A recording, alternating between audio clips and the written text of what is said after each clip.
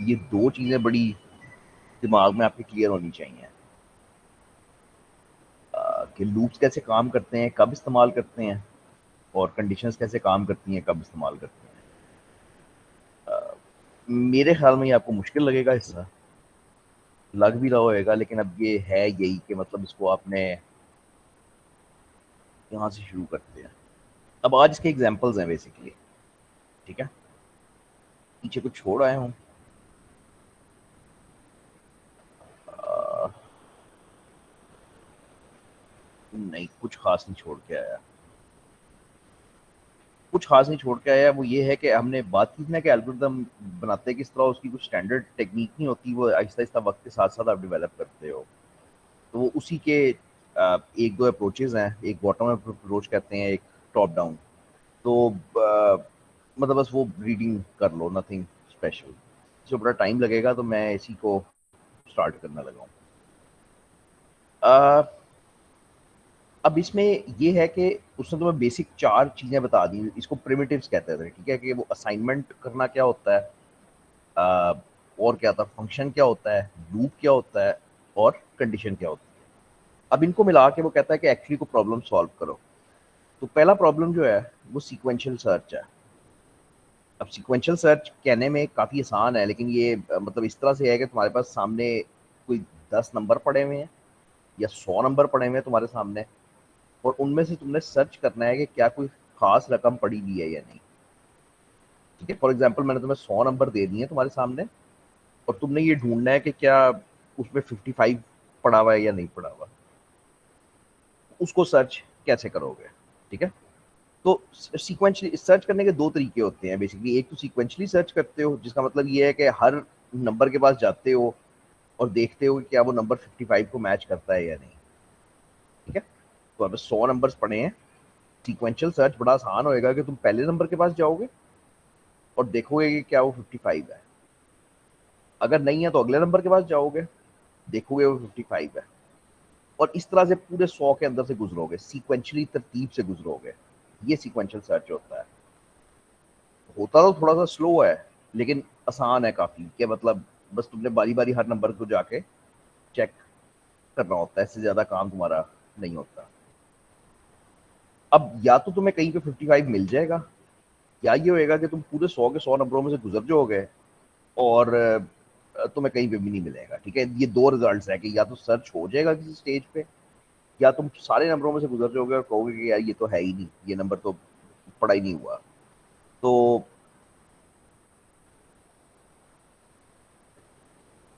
Basically select, तुम्हारे पास एक list है,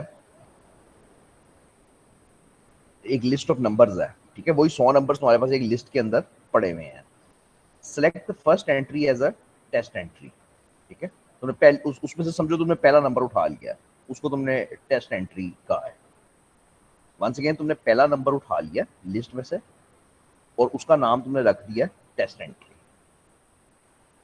अब जो नंबर तुम तलाश कर रहे हो उसको, टारगेट वैल्यू को, तो while target value is greater than test entry and entries remain, यानी अभी तक लिस्ट चल रही है, select the next entry in the list as test entry.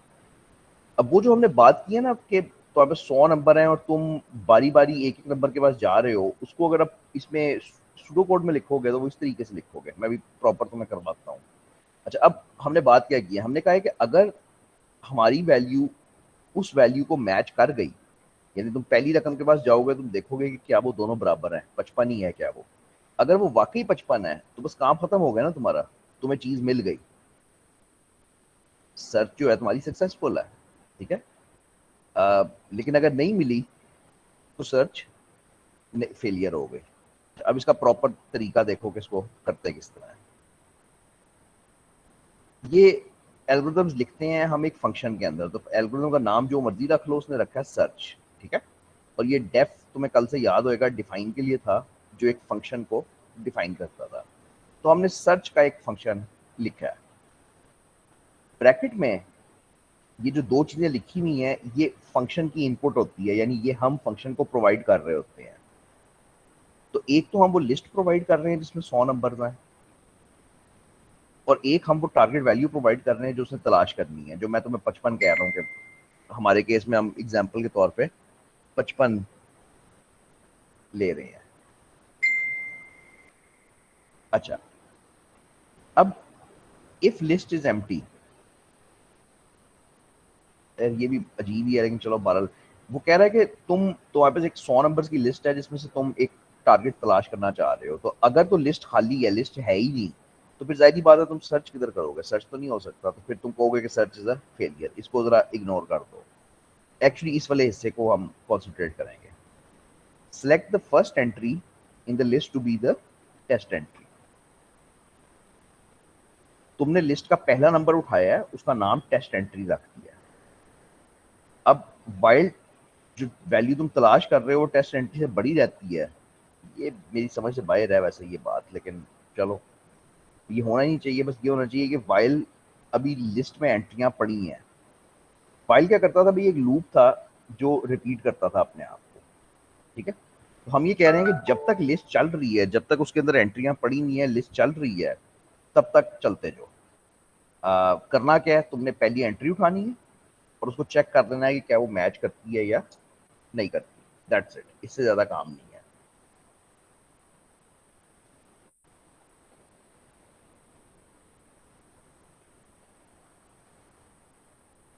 ये लिखा हुआ शायद आपको थोड़ा सा मुश्किल लगे, लेकिन बात एक्चुअली जो एल्गोरिथम है वो एक्चुअली बड़ा आसान है। देखो मेरी बात सुनो, सर्च जो है ना, सर्च और सॉर्ट, ये दो इतने ज़रूरी ऑपरेशंस हैं कंप्यूटर साइंस में कि ये हर वक्त हो रहे होते हैं, ठीक है।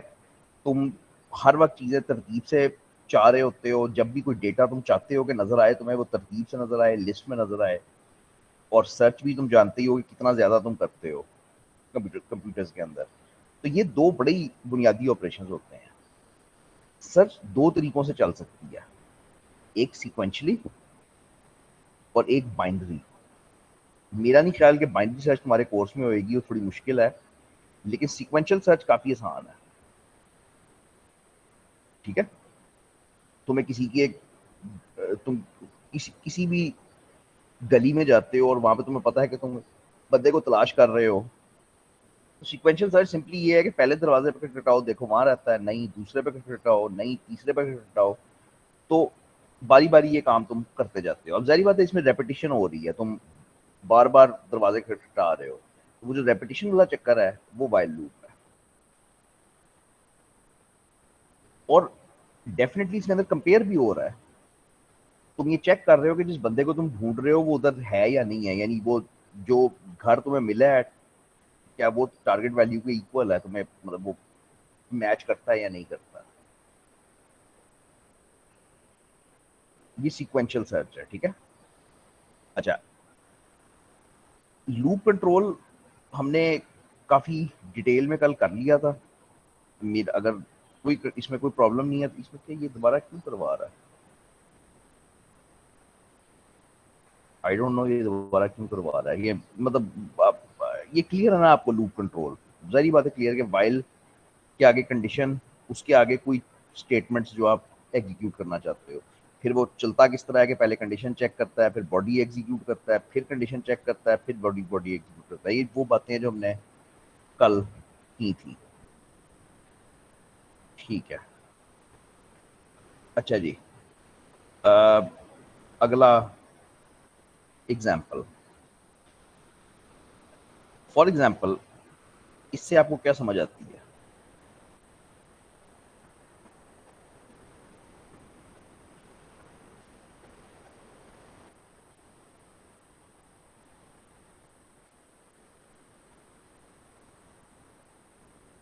तो एक लूप लिखा हुआ है, लूप में तुम हमेशा तलाश अपने आप से पूछा ये करोगे ये लूप कब तक चलता रहेगा और कब ये खत्म होएगा। तो फॉर एग्जांपल इसमें लिखा हुआ है कि अगर पीएच जो है, पीएच वो जो वो होती थी, कमाल है मुझे भूल भी गया आपकी क्या होती थी।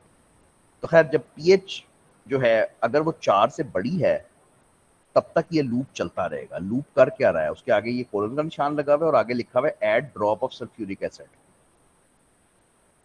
अगर पीएच 4 से बड़ी है, सल्फ्यूरिक एसिड ऐड करो, फिर दोबारा चेक करो, अभी भी 4 से बड़ी है, दोबारा ऐड करो, फिर दोबारा चेक करो, अभी भी 4 से बड़ी है, दोबारा वो करो। तो ये रुकता कब है, ये रुकता उस वक्त है जब pH लेवल 4 से बड़ा नहीं होता। तो जब ऐसी कंडीशन आती है कि जब वो मतलब ये the pH level is not greater than 4, यहाँ पे आके ये खत्म होता है, इस कंडीशन को टर्मिनेशन कंडीशन कहते हैं। तो जब तुम लूप पढ़ते हो तो लूप में तुम दो चीजें अपने आप से पूछा करो। एक तो ये पूछा करो कि भाई ये कब तक चलता रहेगा, यानी कब तक का मतलब है कि ये टर्मिनेट कब करेगा, खत्म कब होएगा, ठीक है। और दूसरा ऐसी कंडीशन है क्या। तो हमेशा लूप पढ़ के यही हिसाब लगाओ। आ, कुछ भी हो सकता है ना, मतलब कंडीशन किसी भी तरीके से हम लिख सकते हैं।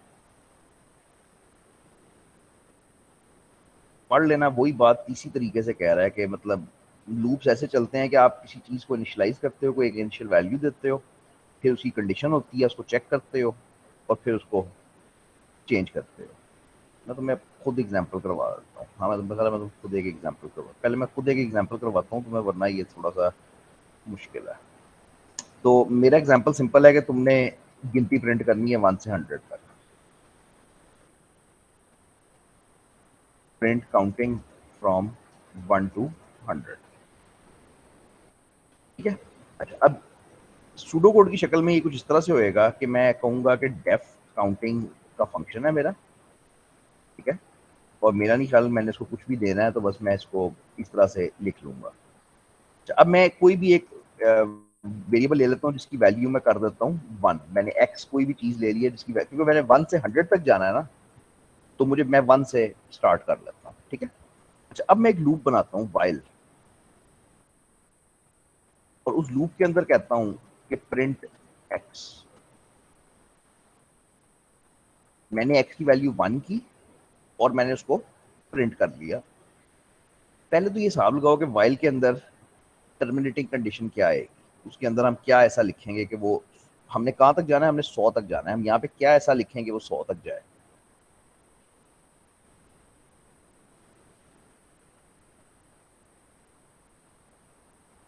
X is equal to 100.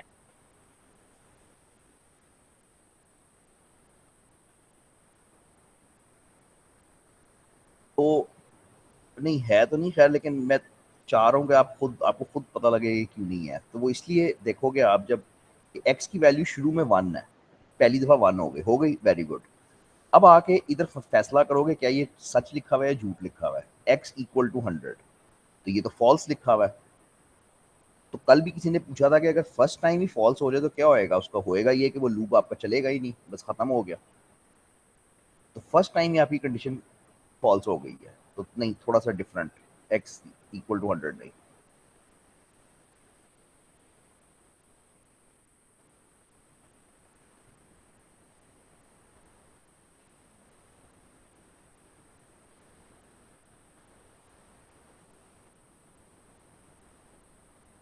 X less than 100 या लेस देन इक्वल टू 100। भाई आप 1 से 100 तक चाहते हो ना, तो मैंने 1 से स्टार्ट कर लिया। अब 1 छोटा है 100 से, वेरी गुड, चल जाएगा। लेकिन अब हर दफा आपने उसको एक्स की वैल्यू को तब्दील करना है ना, आप हर दफा 1 तो नहीं चाहते कि प्रिंट हो जाए। तो हर दफा आप ये करोगे कि एक्स की वैल्यू को बढ़ा दोगे, ठीक है। इसको सीखने का वाहिद तरीका ये होता है, अभी आप आपसे ये उम्मीद नहीं है कि आप ये खुद लिखोगे, वो अगले सेमेस्टर में करना है, लेकिन कम से कम जो लिखा हुआ है उसको पढ़ के समझ आना आपसे उम्मीद है फिलहाल। तो एक्स की वैल्यू 1 है, वेरी गुड। अगली लाइन पे कंडीशन चेक करो, 1 लेस देन 100 है, हाँ जी बिल्कुल है, ट्रू है। जब ट्रू होता है तो आपको पता है क्या होता है, लूप के अंदर आ जाते हैं हम, स्क्रीन पे प्रिंट कर देंगे 1। 1 यानी प्रिंट हो जाएगा। मैं यहाँ पे लिख देता हूँ कि ये 1 प्रिंट हो जाएगा। आखिरी लाइन में क्या हो रहा है, एक्स की वैल्यू जो 1 थी उसमें 1 जमा करो, 2 कर दो, और अब एक्स की नई वैल्यू हो गई 2। 1 + 1 2 हो गया, वो एक्स की नई वैल्यू आ गई। अब जब लूप दोबारा स्पिन करता है, तो अब वो जाके दोबारा कंडीशन टेस्ट करता है विच इज 2 लेस देन 100। वो अभी भी ट्रू है, वाकई 2 लेस देन 100 होता है, तो वो लूप के अंदर आ जाएगा, फिर वो स्क्रीन पे प्रिंट कर देगा 2। आखिरी लाइन में अब एक्स की वैल्यू 2 चल रही है इस वक्त, 2 + 1 3 हो गया, तो एक्स की वैल्यू अब हो गई 3। फिर वही तमाशा है, 3 <100 है तो ट्रू है, तो ट्रू है तो वो गिनती प्रिंट कर देगा। ये मेरी अपनी आदत इस तरह से है कि मैं जो चीज़ें जो प्रिंट होती हैं ना, जो प्रिंट होती हैं, जो आउटपुट आती है, वो मैं अलहदा से लिखता हूँ, और ये मेरा रफ वर्क होता है, कह लो एक तरीके से, कि भाई प्रोग्राम एक्चुअली कर क्या रहा है। कि ये चीज़ें तो किसी को नज़र नहीं ना आनी, ये तो ये है कि अच्छा प्रोग्राम समझने के लिए मैं ये लिख रहा हूँ कि हो क्या रहा है, ठीक है। अच्छा फिर 3 4 5 6 7 8 100 तक जाएगा, 100 तक ये गिनती सारी प्रिंट कर देगा। 101 जब होएगा तो 101 तो छोटा नहीं है 100 से, यानी कहीं ना कहीं जाके ये हो जाएगा कि ये बढ़ बढ़ के 101 पे पहुंच जाएगा ना एक्स। 101 बड़ा नहीं है 100 से, वहां पे लूप खत्म हो जाएगा। तो आपको ये क्लियर हो जाएगा कि आपकी ये गिनती जो है वो 100 तक ये बस प्रिंट करेगा, उससे आगे नहीं।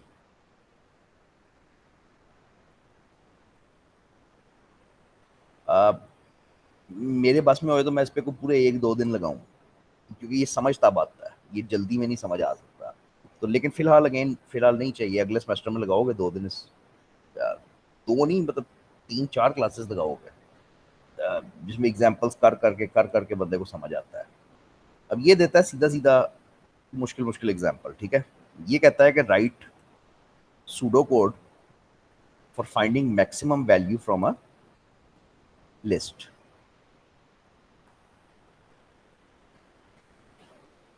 तो ये है कि फाइंड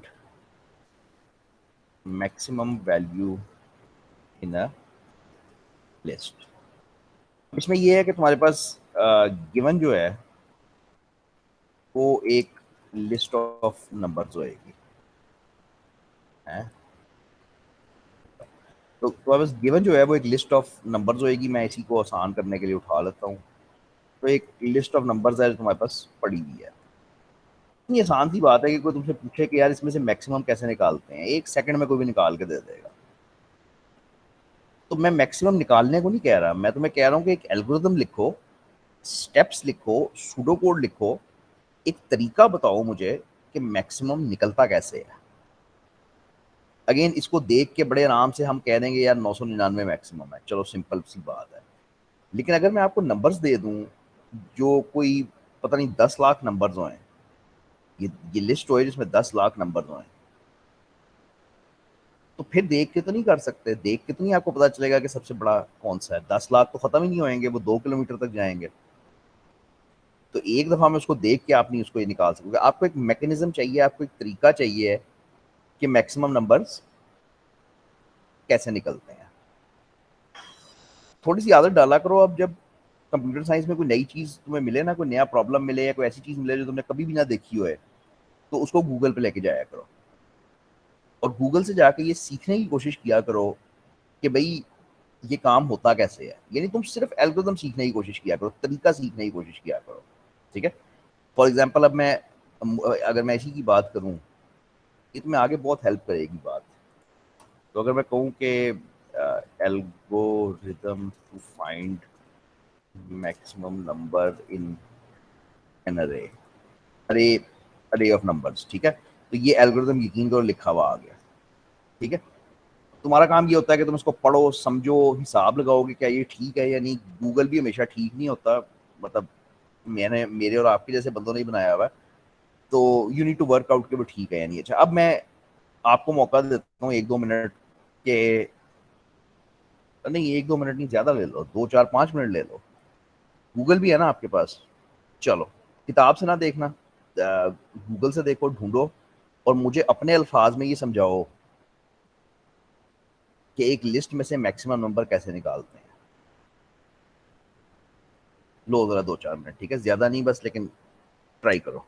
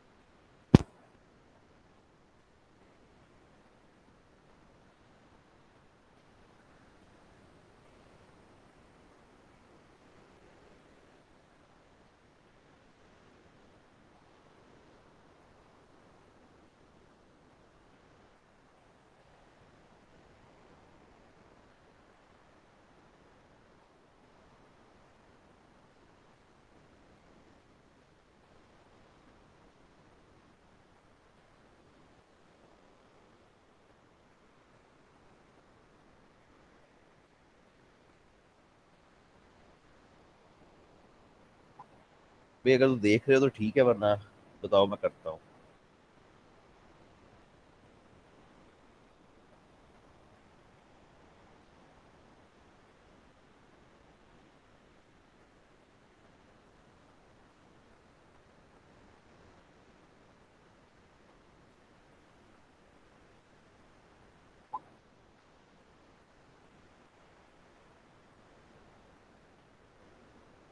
अच्छा, अब अगेन मैं तुम्हें फिर जैसे कह रहा हूँ ना कि इस वक्त तो तुमसे एक्सपेक्टेड नहीं है कि तुम एल्गोरिथम खुद लिखोगे, लेकिन अगर अभी से लिखना शुरू कर दो तो आगे तुम्हारी अपनी बड़ी मदद होएगी। लेकिन खैर फिलहाल नॉट एक्सपेक्टेड। अच्छा जी, मैक्सिमम नंबर कैसे निकालते हैं? मैक्सिमम नंबर ऐसे निकालते हैं कि आप ये करो कि जो पहला नंबर है उसको मान लो 1 मिनट के लिए कि ये मैक्सिमम है। ठीक है, पहले नंबर को मान लो कि ये मैक्सिमम है। ये एक लिस्ट ऑफ नंबर्स पड़ी हुई है, इसको लिस्ट कह दो। ये एक लिस्ट ऑफ नंबर्स है, इसका नाम लिस्ट रख दो। और पहले नंबर को मान लो कि ये मैक्सिमम है। अच्छा, अब ये लिखना किस तरह है? ये लिखना इस तरह है, मैं साथ साथ ही लिखूंगा कि डेफ मैक्सिमम का मैं निकाल रहा हूँ, इसमें से मैं लिस्ट आपको दे रहा हूँ। ठीक है जी। अब पहली चीज, पहली वैल्यू इसमें मैक्सिमम में डाल दो। तो मैक्सिमम में एक वेरिएबल ले लो जिसमें पहली वैल्यू डाल दो। तो ज्यादातर ये स्क्वायर ब्रैकेट लगाते हैं कि लिस्ट का स्क्वायर ब्रैकेट है, लेकिन बाकी मैं देखता हूँ कि बुक में आपकी उसने कैसे लिखा है, लेकिन ज्यादातर स्क्वायर ब्रैकेट लगाते हैं। अब ये करना है कि अगली रकम को, जो भी अगली रकम है, उसको कंपेयर करना है मैक्स के साथ। तुमने मैक्स में किसको बिठाया है? मैक्स एक कुर्सी है जिसपे तुमने इस वक्त बिठाया है 12 को, पहली लिस्ट के आइटम को बिठाया। अब अगर अगली आइटम इससे बड़ी है,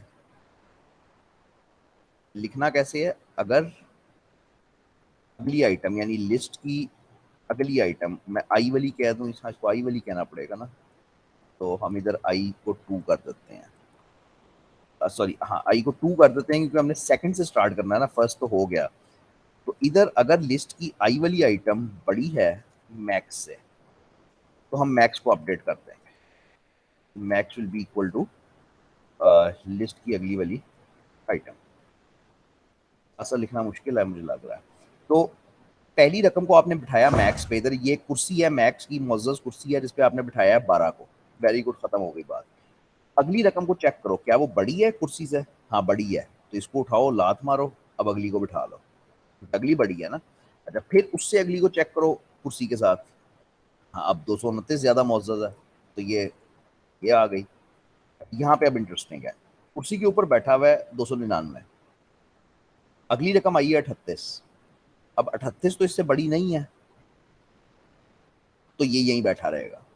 999 बड़ा है, 999 को इधर रख दो, एंड सो ऑन। जब आप लिस्ट के एंड तक पहुंचोगे तो आपके पास इस कुर्सी पे सबसे मैक्सिमम नंबर बैठा हुआ होता है। अब करते किस तरह हो, इसमें तुम्हें एक लूप नजर आना चाहिए, एक कंडीशन नजर आनी चाहिए। ठीक है, लूप ये करेगा कि वो दूसरी वैल्यू से लेके एंड तक लेके जाएगा, ये लूप करेगा, वो बार बार रिपीट करेगा। और उसके अंदर कंडीशन क्या होएगी? वो एक इफ की कंडीशन होएगी जो सिर्फ ये चेक करेगी कि क्या ये नंबर इससे बड़ा है या नहीं।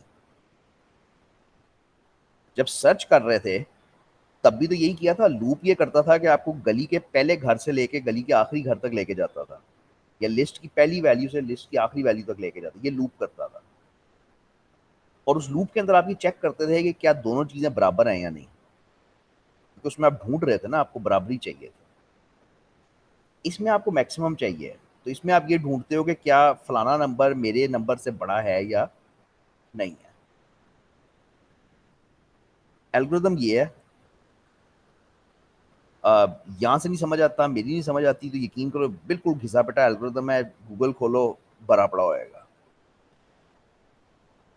तो मेरे पास फंक्शन का नाम है फाइंड मैक्स। मैं करता ये हूँ कि पहले नंबर को देखो, उसने तो इससे भी आसान करके लिखा है, मैंने तो इस तरह से करके लिखा है ना कि max is equal to list की पहली रकम, इस तरह थोड़ा टेक्निकल लिखा है, उसने तो सिंपल इंग्लिश में लिखा है।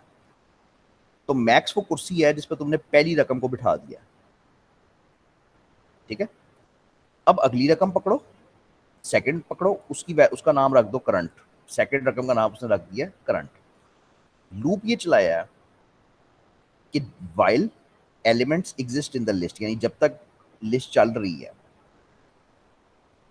अब मैंने इसको उल्टा करके लिखा है, मैंने इसको लिखा था ग्रेटर, कि अगर लिस्ट का आइटम ग्रेटर है मैक्स से, उस ऐसे लिखा है कि अगर कुर्सी पे जो बैठा है वो छोटा है करंट से, तो इसका मतलब है कुर्सी को अपडेट कर दो। और अब आगे चलते जो, अब आपने 12 को कुर्सी पे बिठाया मैक्स पे, 18 को डाला करंट में। अगर तो मैक्स छोटा है करंट से, यानी ये वाला छोटा है करंट से, तो फिर मैक्स को अपडेट कर दो, और ये काम लूप में करते जो एंड तक। तो by the end of it आपके पास मैक्सिमम वैल्यू निकल चुकी होगी। अगर किसी को समझ आया है, डिस्कस करना चाहते हो जरूर करो, अगर बिल्कुल ही समझ नहीं आया फिर ना करो, फिर छोड़ दो। फिर आप मतलब यूट्यूब पे या गूगल पे जाके इसको आराम आराम से करोगे, फिर बात बनेगी। और अगर इसकी प्रैक्टिस करना चाहो तो इसमें से फाइंड मिनिमम भी करो, फिर फाइंड करो इसमें से वो सम, फिर फाइंड करो एवरेज। ये सारे घिसे पिटे काम है जो बंदा इसमें से करता है। यानी तुम्हें एक लिस्ट ऑफ नंबर्स दी हो, तो उसमें से मैक्सिमम निकालना, मिनिमम निकालना, उसको जमा करना। सम करने का मतलब है कि उसके अंदर जितनी वैल्यूज हैं उनको जमा कर दो, और एवरेज का मतलब है कि उन तमाम वैल्यूज की एवरेज क्या होगी।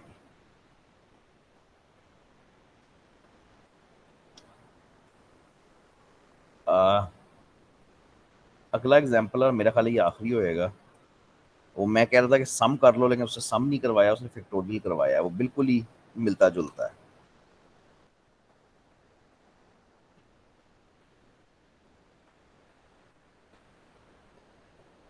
सम और फैक्टोरियल बिल्कुल मिलता जुलता है, कि मैं आपको कुछ नंबर्स दे दूं, उनको सम कर दो, या किसी नंबर का फैक्टोरियल निकाल लो। फैक्टोरियल क्या होता है? तुम्हें पता है कि किसी भी नंबर का अगर फैक्टोरियल निकालना हो, तो वो होता है 5 × 4 × 3 × 2 × 1। अगर 3 का फैक्टोरियल निकालना है तो वो क्या होएगा? 3 × 2 × 1। तो फैक्टोरियल क्या होता है कि उस नंबर से शुरू करते हो जिस नंबर को निकालना है। फॉर एग्जाम्पल 3 का निकालना है, 3 से शुरू होते हो और कहाँ तक जाते हो? रिवर्स में 1 तक जाते हो और मल्टीप्लाई करते जाते हो। इसका जो भी आंसर आता है वो फैक्टोरियल होता है। अगेन कोशिश करो, थोड़ी सी टकरे मारो, कुछ बताओ मुझे कैसे इसको करेंगे।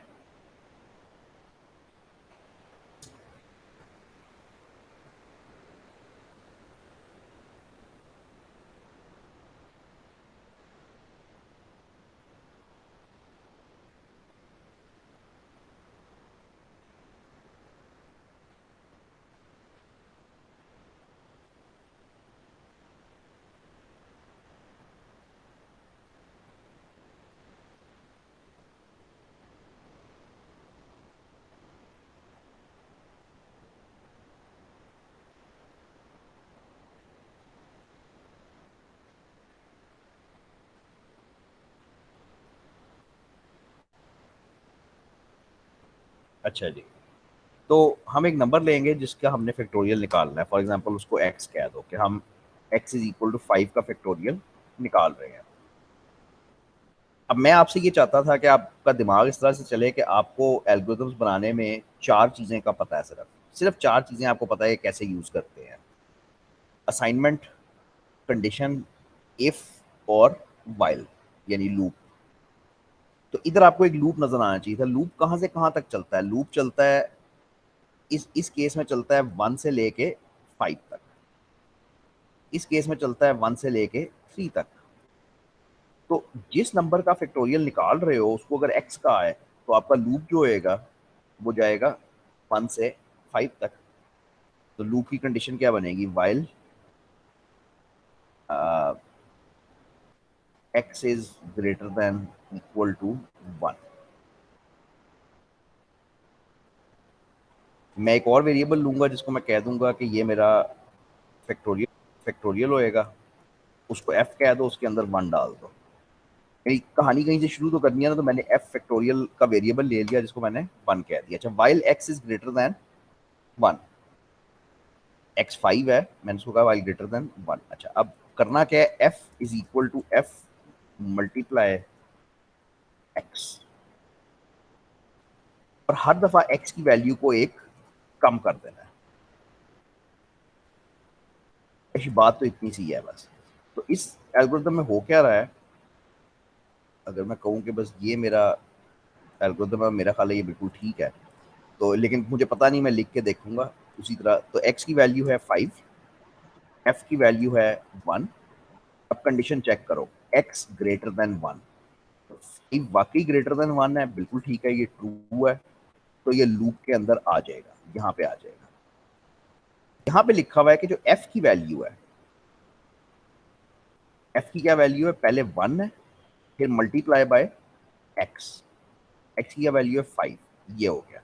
यानी इस एफ के अंदर अब आ गया 1 मल्टीप्लाई बाय 5, ये 5 आ गया ना। अच्छा, उसके बाद x is equal to x minus 1, तो x की जो पुरानी वैल्यू चल रही है 5, उसको एक कम करके 4 कर दो, खत्म हो गया, लूप घूमेगा, कंडीशन टेस्ट होएगी। क्या x ग्रेटर देन 1 है, 4 ग्रेटर देन 1 है, हाँ जी है, अभी भी ट्रू है। तो अब f होएगा, ये f इज इक्वल टू, अब क्या होएगा, f की पुरानी वैल्यू क्या चल रही है, वो ये 5 चल रही है, ठीक है, मल्टीप्लाई बाय x की वैल्यू क्या है, वो अब 4 है। फिर x की वैल्यू चेंज होएगी, x की वैल्यू हो जाएगी, एक कम कर दोगे तो 3 हो जाएगी। अब लूप दोबारा घूमेगा, 3 ग्रेटर देन 1 है, हाँ जी है, ट्रू है, दोबारा लूप चला दो। अब f की क्या वैल्यू चल रही है, f की वैल्यू चल रही है 5 मल्टीप्लाई 4, तो पहले से वैल्यू चल रही है, और अब वो फर्दर उसके साथ मल्टीप्लाई करेगा x को, x की वैल्यू है 3, तो 5 मल्टीप्लाई 4 मल्टीप्लाई 3 हो जाएगा, एंड सो ऑन। अब जब तुम इसको कंप्लीट करोगे by the end of it, तो वो 5 मल्टीप्लाई 4 मल्टीप्लाई 3 मल्टीप्लाई 2 मल्टीप्लाई 1 तक पहुंच चुका होगा। तुम्हें यहाँ पे नजर आना चाहिए कि यहाँ पे रेपिटेशन हो रही है, 1 से लेके 5 तक जा रहा है, तो कोई लूप है, और साथ ये मल्टीप्लिकेशन करके आप वो लूप को कंप्लीट करते हो। मुश्किल काम है यार, ये प्रोग्रामिंग है, ठीक है। आ, इसको सीखने का वाहिद तरीका ये होता है कि या अगर तो खुद नहीं लिखा जाता ना, तो जो लोगों का लिखा हुआ ये कोड होता है, सूडो कोड, इसको पढ़ो, और पढ़ के इसको समझो।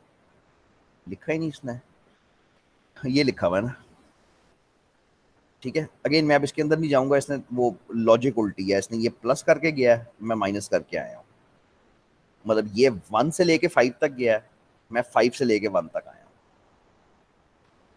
अगर आप मैथ्स की बात करो तो वो बेसिकली होता यही है कि 5 से ही 1 तक आते हो ना, तो मैं इसलिए वही प्रेफर करूंगा।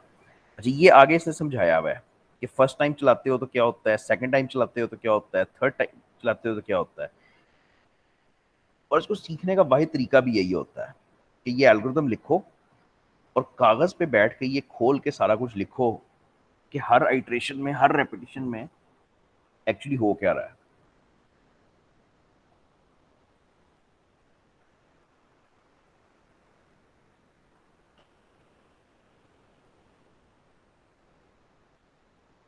अच्छा भाई, तुम्हारी एग्जाम्पल से जान छुट्टी, शुक्र है, कुछ 3-4 थे और बहुत ही मुश्किल लगे होंगे।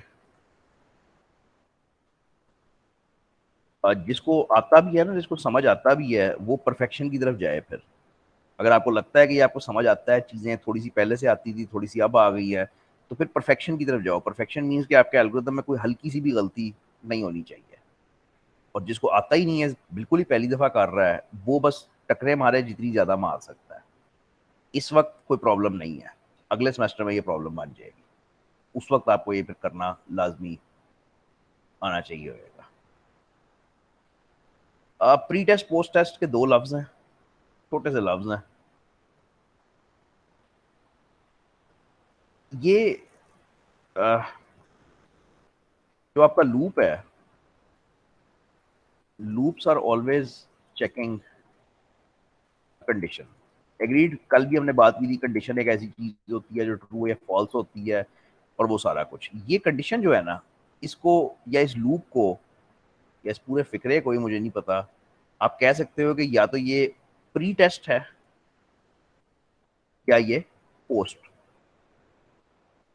टेस्ट है, ठीक है जी। प्री टेस्ट ये होता है कि वो कंडीशन पहले चेक करता है लूप के अंदर एंटर होने से, ठीक है। तो प्री टेस्ट ये करेगा कि checks condition before entering the loop, और अगेन अगर कंडीशन पहली दफा ही फॉल्स हो जाए, यानी फर्स्ट टाइम चेक करे, फर्स्ट टाइम ही फॉल्स निकला है, तो बट ठीक है, लूप के अंदर एग्जीक्यूट, लूप के अंदर जाएगा ही नहीं, खत्म बात। तो प्री टेस्ट ये होता है कि वो लूप में एंटर होने से पहले कंडीशन टेस्ट कर लेता है, और अगर पहली दफा ही कंडीशन फॉल्स है तो बट ठीक है, खत्म बात, नहीं चलेगा। तो ये पॉसिबल है, possible that it executes 0 times. भाई आज प्रैक्टिस के अंदर हमने एक लूप लिखा था, वो वाकई मैंने जब चला के दिखाया आपको तो वो चल ही नहीं रहा था। तो ये हो सकता है कि वो 0 टाइम्स चले, तो ये प्री टेस्ट लूप्स होते हैं। पोस्ट टेस्ट ये होते हैं कि these check the condition after executing the loop. This simply means के guarantees that loop will be executed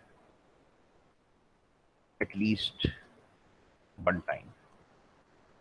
अब मैं इसको ज़्यादा नहीं खींचना चाहता, ये बात बड़ी सादी सी है। तो बात ये है कि अगर मैं while के आगे लिख दूँ while I am alive dance, ठीक है, तो ये एक प्री टेस्ट लूप है। प्री टेस्ट लूप इसका का मतलब ये है कि ये लूप में एंटर होने से पहले, लूप में क्या हो रहा है, लूप में डांस हो रहा है, तो लूप में एंटर होने से पहले दरवाजे के ऊपर ये कंडीशन लगी हुई है कि मुझे जिंदा होना चाहिए। तो ये प्री टेस्ट है कि अंदर जाने से पहले उसने चेक किया कि कंडीशन ठीक है या नहीं।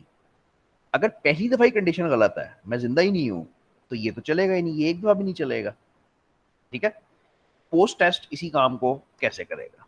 पोस्ट टेस्ट ऐसे करेगा कि वो ज्यादातर डू का लफ्ज इस्तेमाल होता है, आप ना भी करो तो चलेगा, कोई इतना मसला नहीं, लेकिन लिखते ऐसे ही हैं।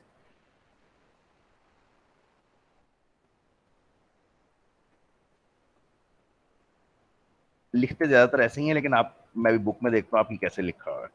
तो बेसिकली ये पोस्ट टेस्ट लूप है। पोस्ट टेस्ट लूप ये करता है कि वो पहले डांस करता है, फिर आगे कंडीशन टेस्ट करता है। पोस्ट है, कंडीशन बाद में टेस्ट करता है। और इस वजह से, क्योंकि कंडीशन बाद में लिखी होती है, तुम्हें गारंटी है कि एक दफा तो तुम डांस करोगे ही करोगे। उसमें ये गारंटी नहीं है, उसमें अगर पहली दफे गलत हो गया तो खत्म। तो ये पॉसिबल है कि वो सिर्फ 0 टाइम ही चले एक्चुअली, लेकिन इसमें तुम्हें एक गारंटी होती है कि कम से कम एक दफा डांस तो तुम कर लोगे, और फिर कंडीशन टेस्ट होएगी, और फिर हो सकता है तुम्हें वो वहां से निकाल दे। ये प्री और पोस्ट का फर्क होता है। बस अब बात खिंच रही है। प्री के अंदर कंडीशन पहले चेक होती है, फिर लूप चलता है। पोस्ट के अंदर पहले लूप चल पड़ता है, पहले डांस करोगे और फिर कंडीशन चेक करते हो।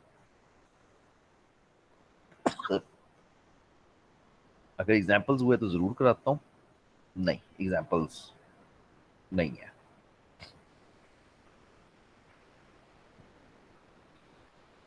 मुझे थोड़ा सा रहम आ रहा है आप लोगों पर, क्योंकि ये जाती है इतना सारा कुछ करा दे रहा, वो एक एक सफे पे इतना सारा कुछ करा देता है, मैं क्या करूं, गलत बात है।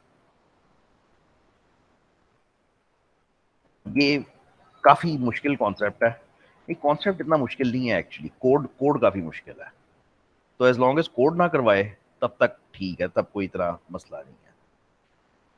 पहली बात, सॉर्टिंग क्या होती है?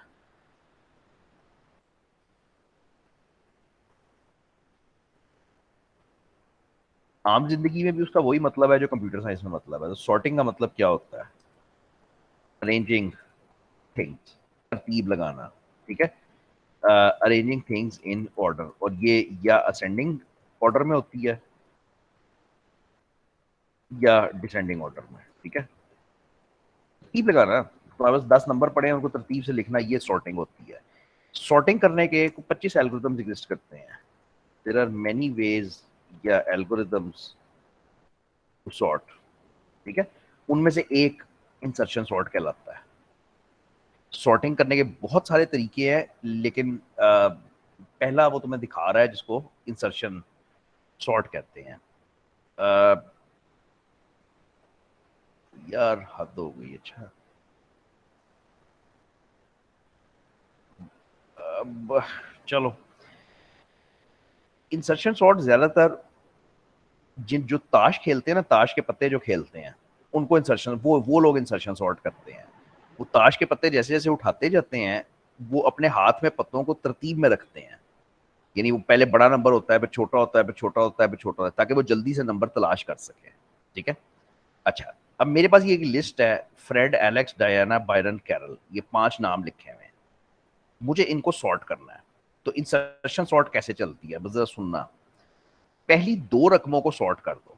पहली 2 में से हिसाब लगाओ कौन सा छोटा है कौन सा बड़ा है। तो मैं करके दिखा देता हूँ कि ये कैसे होती है। या ताश खेलना शुरू कर दो, फिर बिल्कुल आराम से हो जाएगी। मुझे मरवाना। तो मैं तुम्हें कह रहा हूँ कि सबसे पहले दो दो जो है उनको सॉर्ट करो कि छोटा कौन सा बड़ा कौन सा। जहरी बात है, एलेक्स छोटा होना चाहिए ना, एलेक्स को ऊपर आना चाहिए ना। एलेक्स ए से स्टार्ट होता है।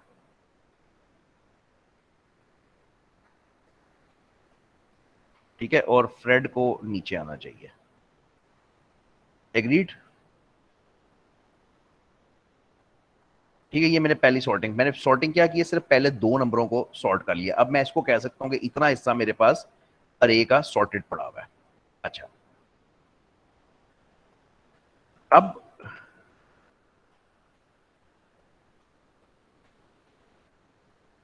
सॉरी ये तो हो ही नहीं सकता क्योंकि पेज हो गया ना।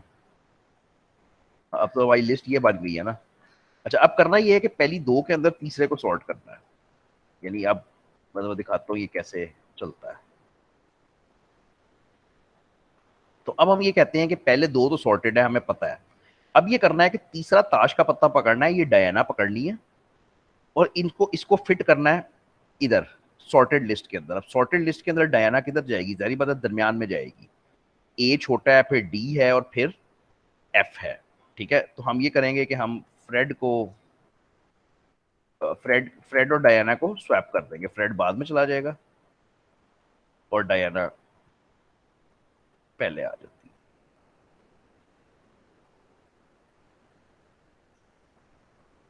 ठीक हो गया। अच्छा, अब मेरे पास कितनी रकमें सॉर्ट होंगी, अब मेरे पास 3 रकमें सॉर्ट हो गई हैं। ठीक है,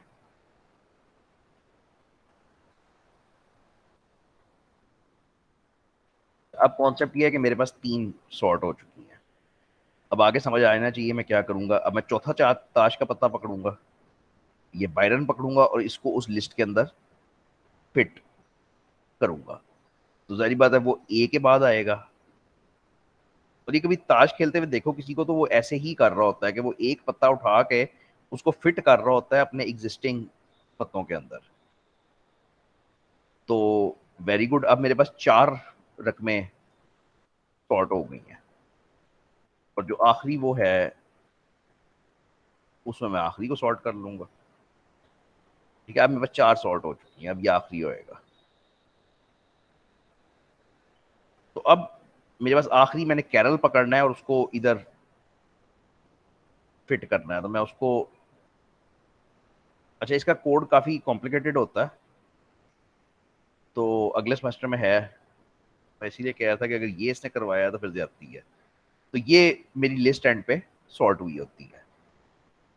सॉर्टिंग की बहुत सारी टेक्निक्स हैं। अगर आप गूगल पे सर्च करोगे तो थोड़ा ख्याल रखना कि सॉर्टिंग बहुत सारे तरीकों से हो सकती है। उसने आपको सिर्फ इंसर्शन सॉर्ट करनी सिखाई है, जो इस तरह से चलती है कि हम 2 चीज़ों को सॉर्ट कर लेते हैं और बाकी चीज़ों को उनके अंदर इंसर्ट करते हैं, उस लिस्ट में इंसर्ट करते हैं ताकि वो सॉर्टेड तरतीब में रहे। ये वो एग्जांपल, यार हद हो गई, मुझे बिल्कुल याद नहीं था कि ये है, मैं आपको इतनी मेहनत करके ना दिखाता। हाँ, खैर। तो फर्स्ट आइट्रेशन, पहली पहली दफा में क्या हुआ, पहली दफा में हमने पहले 2 को सॉर्ट करना है सिर्फ, यानी फ्रेड और एलेक्स को। अब एलेक्स और फ्रेड सॉर्ट हो चुके हैं, एलेक्स और फ्रेड सॉर्टेड हैं। अब हमें तीसरा पकड़ना है डायना, और डायना को फिट करना है जिस जगह पे भी पहले 2 में वो फिट होती है, तो वो दरमियान में होती थी। अब 3 सॉर्ट हो चुके हैं, फिर 4 होएंगे, फिर 5 होएंगे। ठीक है, तो ये इंसर्शन सॉर्ट है। और बस थोड़ा सा रहता है बिल्कुल, लेकिन ये 2-3 एल्गोरिदम्स कल करूंगा और बाकी कल टाइम मैथ को दे दूंगा। ठीक है, मुश्किल है, हाँ भाई है मुश्किल, मानता हूँ। कोशिश करना कि इनको चीज़ों को याद ना करना, लेकिन अ, मतलब अब ये वो चीज़ें हैं जिनको तुम यूट्यूब से बड़े आराम से इसकी हेल्प ले सकते हो। फॉर एग्जाम्पल इंसर्शन सॉर्ट की वीडियोस बनी हुई तुम्हें मिल जाएंगी, एनिमेशंस मिल जाएंगी जो बड़े अच्छे तरीके से समझाएंगी कि ये काम कैसे होता है। तो थोड़ी सी जान मारो प्लीज। सर जी वो